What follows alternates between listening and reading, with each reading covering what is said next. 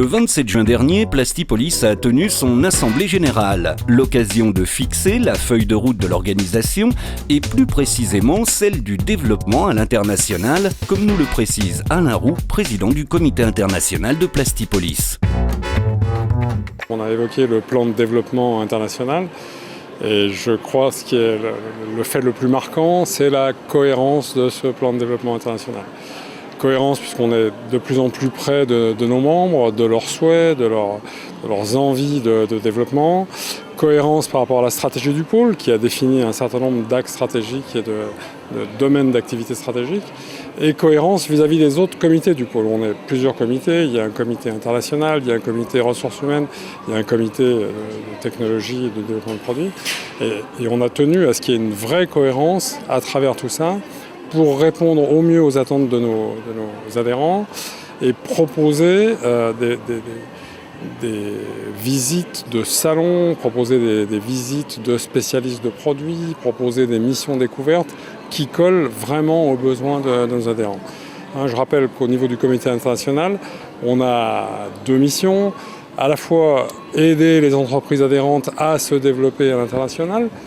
On a une formation par exemple qui s'appelle Primo Plast Export, c'est pour aider les entreprises à accéder à l'international. Et on veut encourager ces entreprises et on a aussi le rôle de développer les relations internationales du pôle.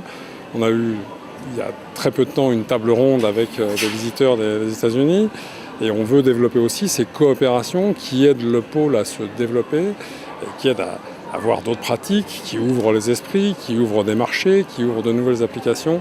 Donc c'est le rôle de tout le comité international.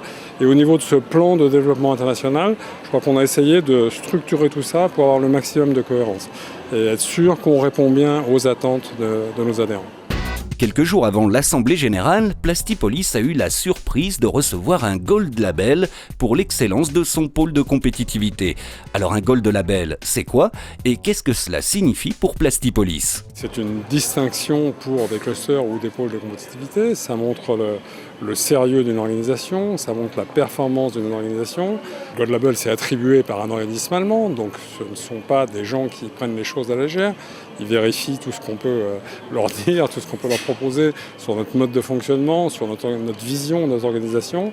Donc je pense que c'est très important pour Plastipolis. Ça montre le sérieux de notre pôle de compétitivité et tout ça a rejailli bien entendu sur la Plastic Valley et sur tout ce qui se pratique ici dans la région pour développer notre industrie dans la plasturgie et être innovant et avancer dans tout ce domaine et avoir un vrai rayonnement européen si ce n'est international. Donc c'est une vraie récompense de qualité pour le pôle mais aussi pour les entreprises de la région et pour la Plastic Valley.